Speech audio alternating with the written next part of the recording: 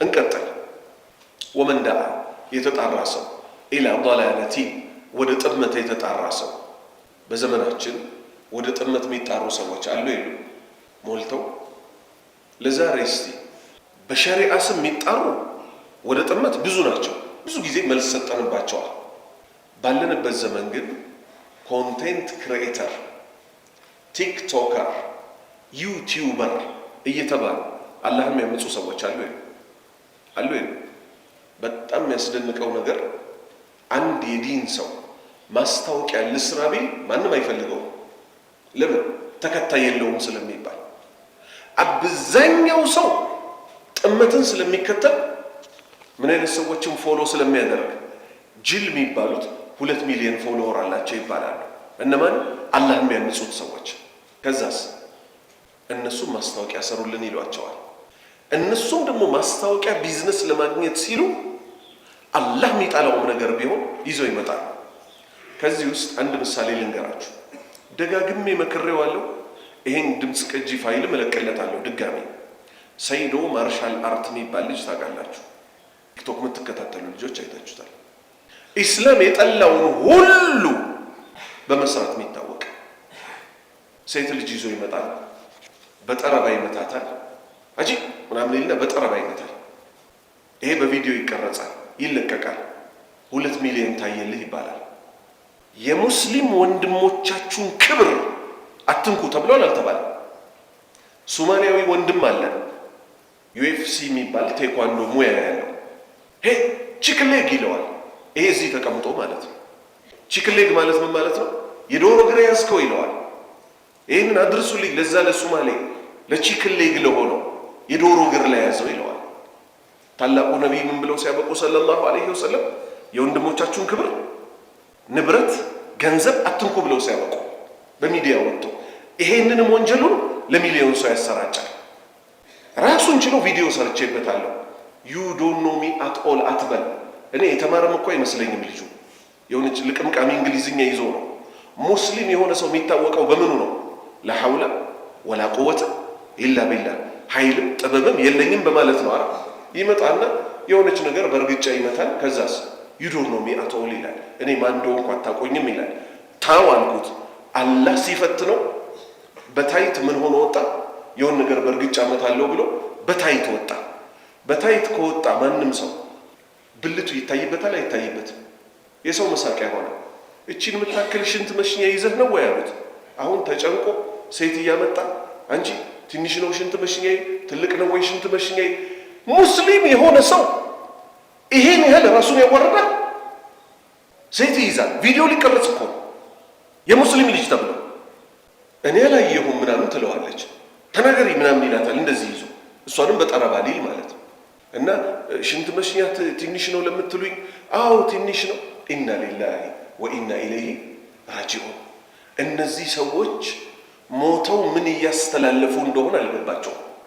ያቺን ፋሲቃ አላህን አመፀኛ የሆነችዋ ሴት ሀያት የምትባለዋ ምን አደረገች? የክርስቲያን ነጠላ ለብሳ ደግሞ መጣች። አንቺም በሃይማኖትሽ እኔም በሃይማኖቴ መኖር እንችላለን፣ አይጠበንም ቤቴ የሚባል የኩፍር ሲስተም ይዛ መጣች። የቴዲ አፍሮን ዘፈን ቲክቶክ ላይ ምን ልትሰራ ስትሏት ታዋቂ መሆን ፈልግ። ሌላ ደግሞ ኢሳም የሚባል ልጅ አለ፣ አላህ ይመልሰውና ምን ያደርጋል? ተፈታ ብትመጣ አቀበላታለሁ ይላል። ሚዲያ ላይ እኮ ነው። ነቢዩ ሰለላሁ ዐለይሂ ወሰለም ምን አሉ? ባለ ትዳር የሆነችን ሴት ያስኮበለለ ሰው ከኛ አይደለም። የሆነችን ሴት ያስቀምጣል ቬሎ ለብሶ። ከዛ ምን ያደርጋል? ግን ቆይ አሁን እኔን ስታገባ ከጓደኞች ጋር ማምሸት እንትን ማምሸት ታቆማለህ አይደል ስትለው፣ አንቺም ማግባት ለምን አላቆምም ምናምን ብሎ ተነስቶ ይሄዳል። እና እንግሊዝኛ ዘፈን ከጀርባ ያስገባል። አንቺ ግን ለምን አታገቢም ይላታል። ሙስሊሞች ናቸው እነዚህ ሁሉ፣ ልብ በል ወንበዴዎች፣ በኢስላም ስም የሚንቀሳቀሱ። ለምን አታገቢም? ምን ሁሉም ያው ናቸው ዝም ብለው እዚህ ማይረቡ ምናምን ስትለው፣ እንዴት ግን ይሄን ሁሉ ቻልሽው ይላታል። አማርኛ መቼም መስጂድ ውስጥ አይተረጎምም አይደል? ከዚህ ሁሉ ጋር ግንኙነት እንደፈጸመችና እንዴት ቻልሻቸው እነዚህ? ይሄን ብልግና ይሄው በዚያ እኛ መመዘኛችን ምንድነው? ለምሳሌ እኔ ድሮ ፒያሳ ነው ተወልጄ ያደግኩት። እናንተ ፋርሸቶች ምናምን በቃ ስታይልም አልገባችሁ ምናምን ብዬ መልስ አልሰጣቸው። በሐዲስ ነው መልስ የምንሰጠው ለሰው፣ በቁርአን ነው መልስ የምንሰጠው። እነዚህና መሰል አመፀኞች ከዛ አንድ ማወናበጃ አለቻቸው። ሌሎች ሃይማኖት ላይ ያሉ ሰዎች ነቢዩ መሐመድን ሲነኩ ሰለላሁ ዐለይሂ ወሰለም አዲሷን ስታይላቸውን ይዘው ብቅ ይላሉ። በሙሐመድ አንደራደርም። ኧረ እባክህ መች ነቢዩ ሙሐመድ ሰለላሁ ዐለይሂ ወሰለም ያዘዙን ሰርተህ ነው መጀመሪያ በሳቸው አልደራደር የምትለው? መነገጃ ስለሆኑ እንጂ ማለት ነው። አስቡት፣ ወንድ ልጅ አላህ ወንድ አድርጎ ፈጥሮት አንዴ ሴትን በጠረባ አንዴ ሙስሊም ወንድሞቹን የሚሳደብ ከዛስ አላህ ሲያዋርደው እኔ ማን እንደሆንኩ አታውቁም ብሎ እንደዚህ የእጅ ጡንቻው ፑሻፑ ምናምን ሲያሳይ በሽንት መሽኛ ትንሽነት ተዋረደ። አስለን ሰትሩት ነው እኮ የተባለው። ይሄ አካል ሚሰራ የነበረው የት ላይ ነበር? አልጋ ላይ በሐላል አላህ ያስረዝመዋል አይደል? ስራውን ሲጨርስ ቦታው ይመለሳል። በራሱ ጊዜ ግን እኔ ማን እንደሆንኩ አታውቁኝም ዚስ ኢዝ ሰይዶ ማርሻል አርት ሲል በታይት አላህ አወጣው። አላህ ሊያዋርደው አሁን የሀገር መሳቂያ ሆነ። ወንድሞቹን ቺክን ሌግ እናንተ የዶሮ እግር ያላችሁ ሲል እሱን ደግሞ ሚጢጤ ያለ የጣት ያህል ብለው አሾፉበት። አላህ ከውርደት ይጠብቃል። አልጀዛኡን ምን ጂንሲል አመል።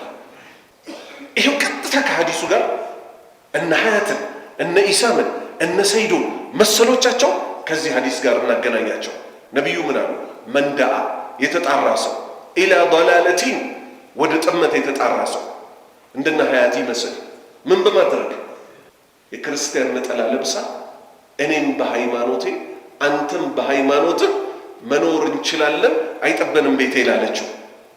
ካነ አለይህ ለዚህ ግለሰብ እኮ ይሆንበታል ሚነል ኢስሚ ከወንጀል በኩል ሚስሉ አሳም ወንጀል መን ተቢዐህ የተከተሉት ሰዎች ሁሉ ወንጀል ለሱ ይመጣለታል።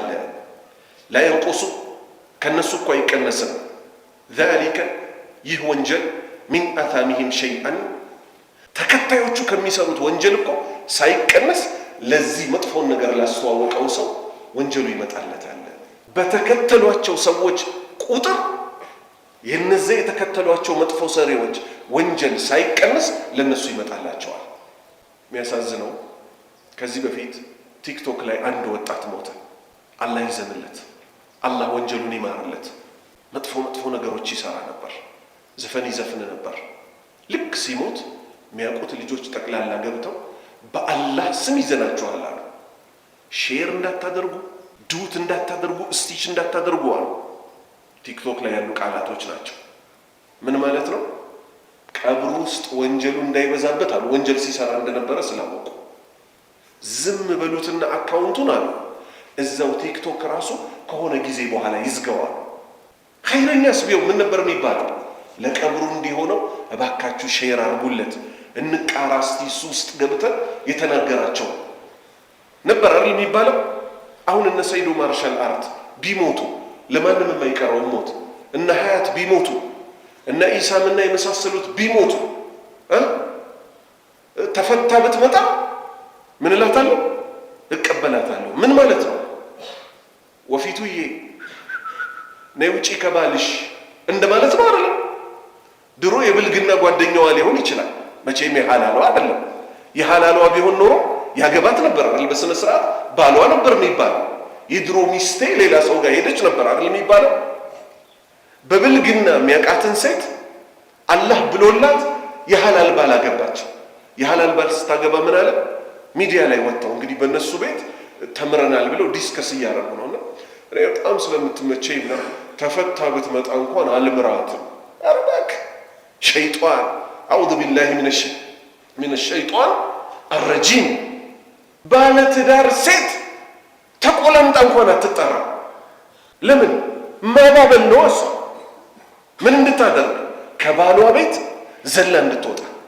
የሌሎች ሰዎች ታሪክ ቢሆንም ሌሎች ሃይማኖት ውስጥ ያለች አንድ ሴት በጣም ቆንጆ ነበረች ይባላል። ትዳር ውስጥ ሆና ሰዎች ይለክፏታል። ያም ሲለክፋት እውነት መስሏት ገና በ30 ዓመቷ ባሏን ስታየው ሁሌ እዛ የሚለክፏት በየቀኑ የሚዋዋሉ ናቸው፣ የሚኳኳሉ ናቸው። ፍታይም ብላ ተፈታቻው። ሙስሊም አይደለችም። መሆንና ለመሆኗ ግን ጥቅምም ጉዳትም የለውም። የሴት ባህሪዋ ለካፊዋ ስለሚያታልላት ወጣች። ራሷ ነው የምትናገረው። ከተፈታሁበት ቀን ጀምሮ ወንድ እንኳን ለክፎኛ አያውቅም አለች። አይደለም ወንድ ሊያገባኝ አለች። የልጆች አባት ፈጣሪ ጠብቀው አለች። መጎሳቆሌን አይቶ ቤት ገዝቶ ሰጠኝ አለች። ግን ሊመልሳት አልቻለም። ተመልከት። በራሷ ጊዜ ወጣች፣ በዛው ወጣ ቀረች። እድሜ ልኳን ባላልባ ሆና ኖረች። በሰው ህይወት እኮ ነው እየተጫወቱ ያሉት። ሚዲያ ላይ ወጥቶ አሁን ይሄ ዱር እያስበው ይሰም የሚባለው ከሴት ጋር ነው ደግሞ እንዳለ ጨዋታው። ወንድ ልጅ ሴት ልጅ ምድጃ ስር ትዙር፣ ወጣ ብስላ ለቤት ነው። ምድጃ ስር ሴት ቂጥ ስር የሚከተል ወንድ ነው። ወንድ እኮ ምን እንደሆነ እናውቃለን። ወንድ ልጅ ምራቁ ዋጥ ሲያደርግ ዝም ብሎ ከሴት ጋር ሳይተሻሽ፣ እነዚህ ተቆጥረው ነው እንግዲህ የወንዶች ቁጥር ተብለ የምንጠራው። አዑዙ ቢላሂ ሚነ ሸይጣን ረጂም። እነዚህ ተመልከቱ። እኔ የሚገርመኝ ሚዲያ ይሄ ትልልቅ ሳተላይት ዲሽ የሚያስተላልፉ ቴሌቪዥኖች ላይ እናንተ በጣም ግን ሰው ሲያያችሁ ተጋብታችኋል ወይስ አልተገባችሁ? ለኮንቴንት ብቻ ነው ሚዲያ ላይ ቪዲዮ ለመስራት ብቻ ነው ወይስ እንዴት ነው ይባላል። ጭራሽ ቅርብ ቀን ደግሞ ኡምራ ሄዶ ነበር። ምን አለ የሆነ ግርግዳ ነገር ላይ ግርግዳ የታችሁት ከሆነ መስመር ያወጣል አያወጣም። ይሄ ግርግዳ ማለት የነብዩ ደም ስር ነው። አውዝ ቢላሂ ሸይጣን ወረጅ። ጭራሽ የሴት ልክስክስነቱ ላይ በቃው ግርግዳ ላይ ያለን መስመር የነብዩ ደም ስር ምናምን ብሎ ደግሞ ይቀባጠራል። ይሄ ሐዲስ ለነዚህ አይነት መጥፎን ነገር ኢስላም ኡማ ላይ እያስተላለፉ ላሉ ሰዎች ከተመከሩ መመከሪያ ነው። እምቢ ካሉ በዱንያ እንደ ሰይዶ በታይት ተዋርደው በአኺራ ላይ ደግሞ ካልተወበቱ የሚጠብቃቸው እነሱ ያውቁ። ሰው የግል ወንጀሉ ይበቃዋል። አይደለም ወንጀል በሚዲያ አውጥቶ ይዩልኝ ስሙልኝ ይሄን ተቀበሉ ሊባል ቀርቶ አላህ ነጃ ይበለን። ኢንሻአላህ ተዓላ ከ37ኛው ሐዲስ እናነሳለን። ሱብሃነከ አላሁመ ወቢሐምዲክ አሽሀዱ አን ላ ኢላሃ ኢላ አንተ አስተግፊሩከ ወአቱቡ ኢለይክ።